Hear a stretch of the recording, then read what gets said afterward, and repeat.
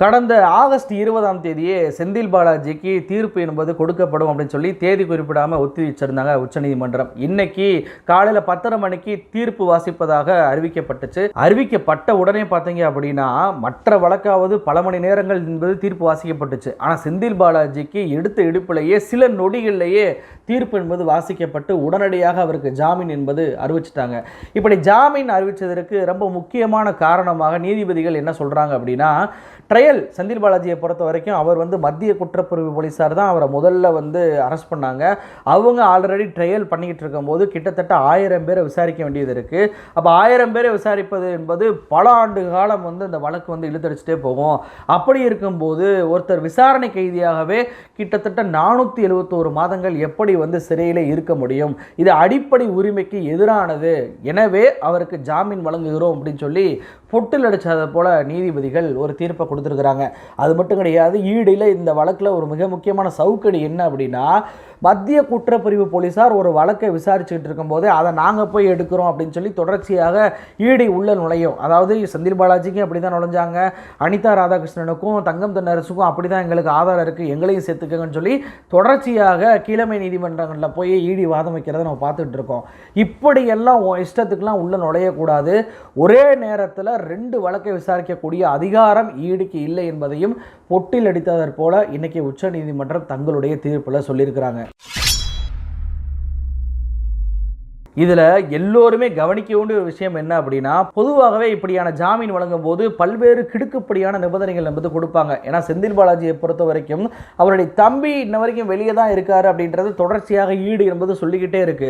செந்தில் பாலாஜி வெளியே வந்தால் தமிழ்நாட்டில் பாஜக கொங்கு மண்டலத்தில் கால் ஊன்ற முடியாது என்பது பாஜகவுக்கும் தெரியும், ஈடுக்கும் தெரியும் என்பதால் தொடர்ச்சியாக அவர் எப்படியாவது வெளியே வந்துவிடக்கூடாது என்பதற்காக 1 ஆண்டு காலமாக ஒரு ஆதாரமும் இல்லாமல் திட்டமிட்டு இந்த வழக்கை இழுத்தடிச்சு கொண்டே வந்த ஈடி எப்படியாவது செந்தில் பாலாஜிக்கு பல்வேறு நிபந்தனைகளை, அதுவும் கெடுபடியான நிபந்தனைகளை வாங்கி அவரை மீண்டும் அமைச்சராக்கி விடக்கூடாது என்ற முனைப்போட செயல்பட்டாங்க. ஆனால் அன்னைக்கு நீதிபதிகள் அந்த விஷயத்தை ஆப்போசிட்டாங்க.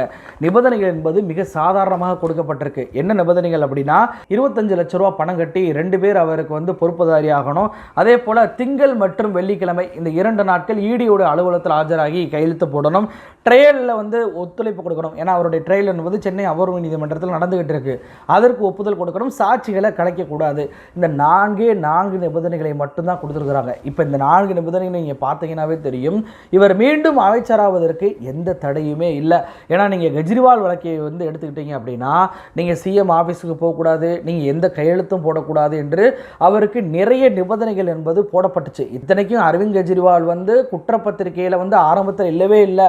அவரை ஈடி கைது பண்ணி அவருக்கு ஜாமீன் கொடுக்க போகிற நேரத்தில் தான் பார்த்தீங்கன்னா சிபிஐ அவர் குற்றப்பத்திரிகையில் இணைக்கிறாங்க, அவரை கைது பண்ணுறாங்க. அப்படிப்பட்ட கெஜ்ரிவாலுக்கு இவ்வளவு கெடுபிடிகளை போட்ட உச்சநீதிமன்றம் செந்தில் பாலாஜிக்கு அப்படிப்பட்ட கெடுபிடிகளை போடவில்லை என்பது மிகப்பெரிய ரிலீஃபாக செந்தில் பாலாஜிக்கு பார்க்கப்படுது. செந்தில் பாலாஜி புழல் சிறையிலிருந்து வெளியே வரும்போதே முதலமைச்சர் ஸ்டாலின் அவர்கள் அவரை மீண்டும் அமைச்சராக்க போகிறார், அவர் மீண்டும் அமைச்சராவதற்கு எந்த தடையும் இல்லை என்பதே இன்னைக்கு பாஜகவுக்கும் சரி ஈடிக்கும் சரி மிகப்பெரிய ஆப்பாக அடியாக மாறி இருக்கு. நீங்க ஒரு விஷயத்தை நல்லா கவனிச்சு பார்த்தீங்கன்னா தெரியும், ஈடியால கைது செய்யப்பட்ட எல்லோருக்குமே ஜாமீன் என்பது கொடுக்கப்பட்டிருக்கு. அதாவது மணிஷ் சிசோடியாவாக இருக்கட்டும், சஞ்சய் சிங்காக இருக்கட்டும், கெஜ்ரிவாலாக இருக்கட்டும், ஹேமந்த் சோரனாக இருக்கட்டும், தற்போது செந்தில் பாலாஜியாக இருக்கட்டும், அத்தனை பேருமே ரிலீஸ் ஆகியிருக்காங்க.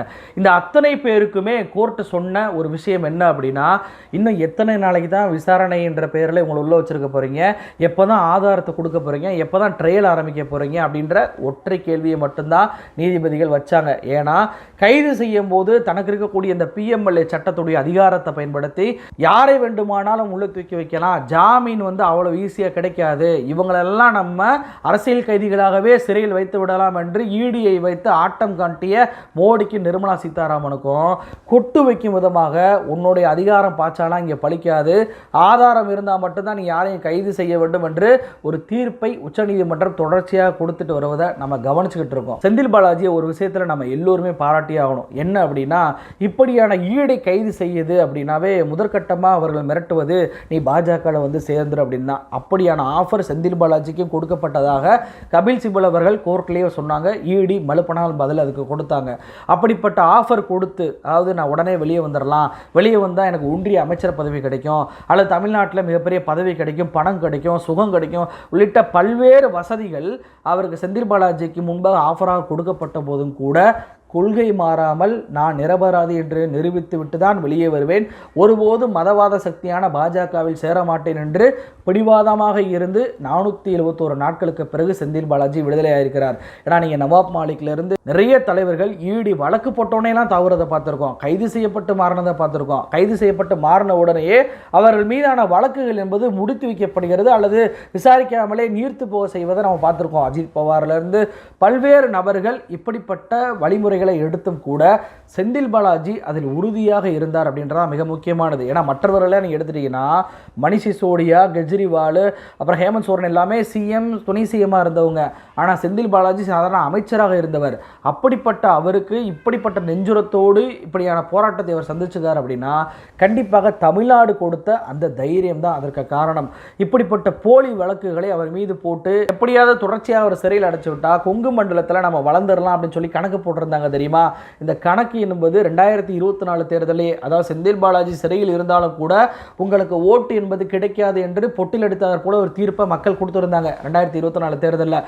இன்னைக்கு செந்தில் பாலாஜி வர இருக்கிறார், அதுவும் முன்பை காட்டிலும் மிக வீரியமாக அரசியல் செயல்பட இருக்கிறார் என்பதை பார்க்கும்போது அண்ணாமலையோட கதி என்னன்னு தெரியலங்க. ஏன்னா அண்ணாமலை தான் செந்தில் பாலாஜி கைதுக்கு மிக முக்கியமான காரணம். தொடர்ச்சியாக அண்ணாமலையை செந்தில் பாலாஜி அம்பலப்படுத்தினார். அவருடைய வாட்ச் பில்லை கேட்டு அவரை வந்து மிகப்பெரிய ஊழல்வாதி என்பதை நிரூபித்தார். இதெல்லாம் வந்து அண்ணாமலையால் பொறுக்க முடியாதான் மோடி காலில் விழுந்து ஈடியை ஏவி செந்தில் பாலாஜியை கைது பண்ண வச்சார். ஆனால் இன்னைக்கு செந்தில் பாலாஜி வெளியே வர இருக்கிறார். அண்ணாமலையோட கதி என்னாகும் அப்படின்றத நினச்சி கூட பார்க்க முடியல. லண்டனுக்கு படிப்புக்கு போன அண்ணாமலை நிரந்தரமாக லண்டன்லேயே செட்டில் ஆவதற்கான வாய்ப்புகள் அதிகமாக இருப்பதாக தான் நீங்கள் நெட்டிசன்கள்லாம் சமூக வலைதளங்களில் எழுதிட்டு வர்றாங்க. ஏன்னா அண்ணாமலைக்கு மிகப்பெரிய அடியாக இது இருக்கும். 2024 தேர்தலில் அவர் தோத்து போயிட்டார் என்றாலும் கூட அவருடைய பதவியை பறிக்காமல் அவர் வெளிநாட்டுக்கு போய் படிக்கும்போது கூட அவர் பதவியிலே நீட்டிக்கக்கூடிய வகையில் பாஜக செயல்பட்டு இருக்காங்க. எந்த நம்பிக்கையில் அப்படின்னா 2026 தேர்தலில் அண்ணாமலை மிகப்பெரிய ஃபேக்டராக மாறுவார், பாஜகவை 2வது 3வது பெரிய கட்சியாக கொண்டு வந்துடுவாருன்ற நம்பிக்கையில் தான். ஆனால் செந்தில் பாலாஜி வெளியே வந்துட்டா அரவக்குறிச்சியில் அண்ணாமலை எப்படி ஒத்த ஓட்டு வாங்கினாரோ அதே நிலைமை தான் அவருக்கு ஏற்படும். செந்தில் பாலாஜி இல்லாமையே சாதாரண மேயர்கிட்ட நீங்கள் தோற்று போனீங்க. இப்போ செந்தில் பாலாஜி வெளியே வந்துட்டா உங்களுடைய அண்ணாமலையோட நிலைமையும் பாஜகவோட நிலைமையும் என்னாகும்னு சொல்லி யோசித்து பாருங்க. கோயம்புத்தூரில் வந்து நிர்மலா கூட்டிட்டு வந்து இந்த மாதிரிலாம் ஆட்டம் போட முடியாது. செந்தில் பாலாஜி கண்டிப்பாக அதற்கான ஆப்புகளை வைப்பார். இதில் அண்ணாமலையை தாண்டி இன்னொரு ஃபேஸ் இருக்குங்க, கவலைப்படக்கூடிய ஒரு ஃபேஸ். யார் அப்படின்னா நம்ம RN ரவி அவர்கள் தான். ஆளுநர் ரவியை பொறுத்த வரைக்கும் செந்தில் பாலாஜியை கைது பண்ணிட்டாங்க அப்படின்றப்பே அவர் வந்து அமைச்சர் பதவியெல்லாம் நீடிக்கக்கூடாது, அவர் உடனே வந்து ரிசைன் பண்ண சொல்லுங்க அப்படின்னு சொல்லி அழுத்தத்தை கொடுத்தவர் தான் அந்த ரவி. ஆனால் இன்னைக்கு அவர் கையாலேயே அமைச்சர் செந்தில் பாலாஜி என்று சொல்லக்கூடிய அளவுக்கு பதவி பிரமாணம் வைக்கக்கூடிய அளவுக்கு மிகப்பெரிய சம்பவம் என்பது ராஜ்பவனில் நடக்க போகுது. அப்போ இதை எப்படி ரவி ஏற்றுக்குருவார் அப்படின்றது மிகப்பெரிய ஒரு விஷயம். ஒட்டுமொத்தமாக செந்தில் பாலாஜி தன்னை நிரூபித்து கொண்டு வெளியே வந்திருக்கிறார். எந்த ஒரு நிபந்தனையோ கெஞ்சலோ கதறலோ இல்லாமல் ஒரு வீரனாக இன்னைக்கு செந்தில் பாலாஜி வெளியே வருகிறார் அப்படின்றதான் மிக முக்கியமான விஷயம். செந்தில் பாலாஜி தற்போது விடுதலை ஆவதற்கு, ஜாமீன் கிடைப்பதற்கு 3 விஷயம் முக்கியமானது சொன்னேன்ல. அதாவது பென்ட்ரைவ், ஹார்ட் டிஸ்க், அதே போல் வங்கி சலான். ஏன் இந்த 3 விஷயத்தில் ஈடி கோட்டை விட்டாங்க, எப்படி மாட்டிக்கிட்டாங்க அப்படின்றத பார்ப்போம். செந்தில் பாலாஜியை ஈடி கைது பண்ணுவதற்கு முன்னாடியே வந்து பார்த்தீங்கன்னா தலைமைச் செயலகத்தில் ரைடு விட்டாங்க, அவருடைய வீட்டில் ரைடு விட்டாங்க, அவருடைய அலுவலகத்தில் ரைடு விட்டாங்க. இப்படியெல்லாம் ரைடு பண்ணி பொருட்களை எல்லாம் கைப்பற்றினாங்க தெரியுமா. இது 6 நாட்களாக கோர்ட்டில் அவங்க ஒப்படைக்கவே இல்லை. 6 நாட்கள், அதுவும் செந்தில் பாலாஜி போய் கோர்ட்டில் வந்து சொன்ன பிறகு தான் இப்படி வந்து சமர்ப்பிக்காமல் இருக்காங்க, எனக்கு கூட அதை ஒப்படைக்கவே இல்லை, என்ன எடுத்தாங்கன்றதை சொல்லுங்க அப்படின்னு சொன்ன பிறகு தான் ஈடி தங்கள்கிட்ட இருந்த ஆதாரங்களை எல்லாம் கோர்ட்டில் ஒப்படைச்சாங்க. அப்படி ஒப்படைச்சதில் தான் ஈடி வசமாக சிக்கினாங்க. இந்த செந்தில் பாலாஜி வழக்கை பொறுத்த வரைக்கும் அவர் கைது செய்யப்பட்ட ஒரே வாரத்தில், அந்த 6 நாள் டைம் இருக்குது தெரியுமா, அந்த ஒரே வாரத்திலே அவர் விடுதலை செய்யப்பட்டிருக்க வேண்டும். ஆனால் ஈடி தன்னுடைய கருப்பு சட்டத்தை பயன்படுத்தி இத்தனை நாட்கள் அவரை சிறையில் அடைச்சாங்க. குறிப்பாக பார்த்தீங்கன்னா செந்தில் பாலாஜியிடம் கைப்பற்ற கைப்பற்றப்பட்ட அந்த ஹார்ட் டிஸ்கை பொறுத்த வரைக்கும் செந்தில் பாலாஜி வைத்திருந்தது என்பது ஹெச்பி ஹார்ட் டிஸ்க் தான், அந்த பிராண்டு தான். ஆனால் இடி தான் கைப்பற்றியதாக தங்களுடைய ரிப்போர்ட்டில் சொன்னது சீகேட் பிராண்டுடைய ஹெச்பி. அப்புறம் எப்படிங்க ஹெச்பி பிராண்டு சீகேட்டாக மாறி இருக்கு? அப்போ ஹெச்பி பிராண்டு ஹார்ட் டிஸ்கை நீங்கள் கைப்பற்றிட்டு அதில் உள்ள அத்தனை டேட்டாவுமே சீகேட்டுக்கு நீங்கள் மாற்றி இருக்கிறீங்க அப்படின்றது அம்பலமாக இருக்கு. அப்போ ஏன் மாற்றுறீங்க, எதுக்காக மாற்றுறீங்க? இப்படி மாற்றுனீங்க அப்படின்னா அது ஆதாரத்தை கூடுதலாக குறைவாக நீங்கள் சேர்ப்பதற்கான வாய்ப்பு இருக்கே அப்படின்ற முதல் பாயிண்டை செந்தில் பாலாஜி கோர்ட்டில் வச்சாரு. ரெண்டாவது பாயிண்ட்டு பென்ட்ரைவை பொறுத்த வரைக்கும் இதே போல தான். எப்படி வந்து ஹார்ட் டிஸ்கில் பிராண்டை மாற்றினாங்களோ அதே போல் பென்ட்ரைவ்லையும் பிராண்டை மாற்றிருந்தாங்க. அதுலேயும் குறிப்பாக ஒரு பென்ட்ரைவில் ஒரு ஃபைல் வந்து 2015ஆம் ஆண்டு உருவாக்கப்பட்ட ஒரு ஃபைல். அது இடி சமர்ப்பிக்கும் போது, கோர்ட்டில் சமர்ப்பிக்கும் போது பார்த்தீங்கன்னா மாடிஃபைடுன்னு போட்டு 2022 அப்படின்னு சொல்லி இருந்துச்சு. அவர் 2022 சில ஃபைல்களை அவங்க மாடிஃபை பண்ணியிருக்கிறாங்க. எப்படி பண்ணியிருக்காங்க அப்படின்னா அந்த ஃபோல்டரில் 284 ஃபைல் தான் இருந்திருக்கு. ஆனால் இடி தாக்கல் பண்ணும்போது 472 ஃபைலாக அது மாறி இருக்கு. அப்போது சில ஃபைல்களை இவங்க கூடுதலாக சேர்த்திருக்கிறாங்க, சில ஃபைல்களை அழிச்சிருக்கிறாங்க அப்படின்ற ஒரு ஆதாரத்தையுமே கோர்ட்டில் செந்தில் பாலாஜி வச்சாரு. இதுக்கு பதிலளிக்க முடியாம தான் இடி கடைசி வரைக்கும், அதாவது இன்றைக்கு ஜாமீன் கொடுக்குற வரைக்கும் அதற்கு பதிலே இடி சொல்லவே இல்லை. ஆனால் அவங்க என்ன தெரியுமா கோர்ட்டில் சொன்னாங்க? நாங்கள் அந்த ஹார்ட் டிஸ்கையும் பென்ட்ரைவை கைப்பற்றவே இல்லை, மத்திய குற்றப்பிரிவு போலீஸார் தான் கைப்பற்றினாங்க, நாங்கள் அவங்ககிட்ட இருந்து வாங்கினவங்க தான், எங்களுக்கும் அதுக்கும் சம்பந்தம் இல்லை அப்படின்னு சொல்லி சொன்னாங்க. நல்ல ஒரு விஷயத்தை கவனிச்சு பார்த்தா தெரியும். 2022 இந்த ஃபைல்கள் மாடிஃபை பண்ணப்பட்டிருக்கு அப்படின்னா 2022ஆம் ஆண்டு செந்தில் பாலாஜியுடைய வழக்கை மத்திய குற்றப்பிரிவு போலீசார் விசாரிக்கவே இல்லை. அந்த ஈடி கிட்ட அந்த வழக்கை ஒப்படைச்சிட்டாங்க. ஈடி தான் விசாரிச்சுக்கிட்டு இருந்துச்சு. அப்போ ஈடி விசாரிக்கும் போது எப்படி மத்திய குற்றப்பிரிவு போலீசார் இதெல்லாம் மாற்றி இருக்க முடியும்? மாற்றி இருக்கவே முடியாது. அப்போ இதெல்லாம் ஃபாரன்சிக் ரிப்போர்ட்டில் அம்பலமான உடனே பார்த்தீங்க அப்படின்னா ஈடி நேர்மையை சொன்னாங்க, பெயில் கிடைக்கும் போது எதுக்குங்க இந்த ஹார்ட் டிஸ்க் மேட்டரையோ வெண்டரி மேட்டர்லாம் கொண்டு வர்றீங்க, அதெல்லாம் ட்ரையல் ஆரம்பிக்கும் போது கொண்டு வாங்கன்னாங்க. அப்போ இவங்ககிட்ட எவிடன்ஸ் உறுதியாக இருந்துச்சு, நாங்கள் மாற்றவில்லை என்றால் நாங்கள் மாற்றவில்லை என்று உறுதியாக நின்றுக்கலாம். ஆனால் அதை நீங்கள் ட்ரையலில் தான் போய் சொல்லணும், இங்கே சொல்லலாம் அப்படின்னு சொன்னதான் மாட்டிக்கிட்டாங்க. இதுதான் உச்சநீதிமன்ற நீதிபதி எஸ் ஓகா அவர்களும் கேட்டார். என்ன கேட்டார் அப்படின்னா, எங்க நீங்கள் ஆதாரம் இருக்குது 67 கோடி ரூபாய் இவர் வந்து லஞ்சம் வாங்கியிருக்காருன்னு சொல்கிறீங்க, அது வந்து CSAC.XLSX அப்படின்ற ஃபைலில் இருக்குன்னு சொல்கிறீங்க, அப்படிப்பட்ட ஃபைலே செந்தில் பாலாஜி இல்லைன்றாரு. ஃபாரன்சிக் ரிப்போர்ட்டில் கூட அப்படிப்பட்ட ஃபைல் நேமில் எந்த ஃபைலும் இல்லைன்னு சொல்லி ரிப்பேர் கொடுத்துருக்காங்களே, இல்லாத ஃபைலை எப்படிங்க இருக்குன்னு சொல்கிறீங்க? நீதிபதி அபய் ஓகா கேட்டு, அதாவது கிட்டத்தட்ட 6 மாதங்கள் ஆகியும் இன்று வரைக்கும் அந்த ஃபைலு என்ன, எப்படிப்பட்டது, எங்கேருந்து எடுத்தது, இப்போ அந்த ஃபைல் காணாமல் போச்சு, அது எங்கே போச்சுன்ற எந்த கேள்விக்குமே ஈடி பதில் சொல்லவே இல்லை. அதனால தான் அன்னைக்கே நீதிபதிகள் என்ன சொன்னாங்க, நாங்கள் 15 நிமிடமாக தொடர்ச்சியாக கேள்வி கேட்டுக்கிட்டே இருக்கோம், நீங்கள் எந்த பதிலுமே சொல்ல மாட்டீங்க, கேள்வி கேட்டால் கூட பதில் சொல்ல மாட்டீங்களா, உறுதியாக அந்த CSAC ஃபைலை நீங்கள் காட்டியே ஆகணும்னு சொல்லி கிடுக்குப்படி போட்டாங்க. இப்படி பென்ட்ரைவில் மாட்டிக்கிட்டாங்களா? வங்கி செலானுக்கு வருவோம். ஆரம்பத்தில் செந்தில் பாலாஜி 1 கோடி ரூபாய் மட்டும்தான் லஞ்சம் வாங்கினதா சொன்னாங்க. அதன் பின்பு கோர்ட்டில் அவருக்கு ஜாமீன் கிடைக்கிற மாதிரி இருக்குன்னு இல்லை அவர் 1 கோடிலாம் வாங்கல, 67 கோடி ரூபாய் வாங்கியிருக்கிறாரு, 33 கோடி ரூபாயை அவர் வந்து கேஷாக வாங்கியிருக்கிறாரு, 33 கோடி ரூபாயை வேற வழியில் அவர் வாங்கியிருக்காரு அப்படின்றாங்க. அப்போ 33 கோடி ரூபாய் கேஷாக வந்திருக்கு அப்படின்னா அதற்கான ஆதாரத்தை கொடுங்க.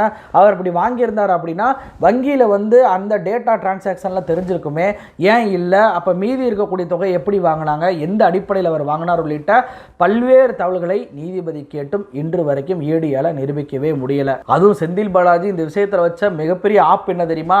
வங்கி செலான். அதாவது பேங்க் கொடுத்த வங்கி செலானும் ஈடி சமர்ப்பித்த வங்கி செலானுக்கும் சம்பந்தமே இல்லைன்றத போட்டு உடைச்சாரு செந்தில் பாலாஜி. அப்போ மற்ற எல்லோருடைய வழக்கை நீங்க எடுத்துட்டாலும் கூட, அது வந்து டெல்லி மதுபான ஊழல் வழக்கு என்று ஈடி சொல்லக்கூடிய அந்த வழக்கை நீங்க எடுத்துட்டீங்க அப்படின்னா மற்ற அனைவருக்குமே பல்வேறு கெடுபடிகளை கொடுத்து ஈடி வந்து பிணை கொடுத்திருக்கிறாங்க. ஆனால் செந்தில் பாலாஜிக்கு அப்படிப்பட்ட கெடுபடிகளை நிபந்தனைகளை கொடுக்காததற்கு காரணம் என்னன்னா, ஈடி எந்த ஒரு ஆதாரத்தையுமே கொடுக்கவில்லை என்பதுதான். ஆரம்பம் முதலே இன்று வரைக்கும் செந்தில் பாலாஜியுடைய வழக்கை தொடர்ச்சியாக நம்ம அம்பலப்படுத்தினோம். இன்றைக்கு செந்தில் பாலாஜியுடைய விடுதலை என்பது நாம் இவ்வளவு நாள் போட்ட உழைப்பு, மக்கள் மன்றத்தில் உண்மையை அம்பலப்படுத்தணும் தெரியுமா, அதற்கு கிடைத்த ஒரு அங்கீகாரமாக தான் பார்க்குறோம். நன்றி.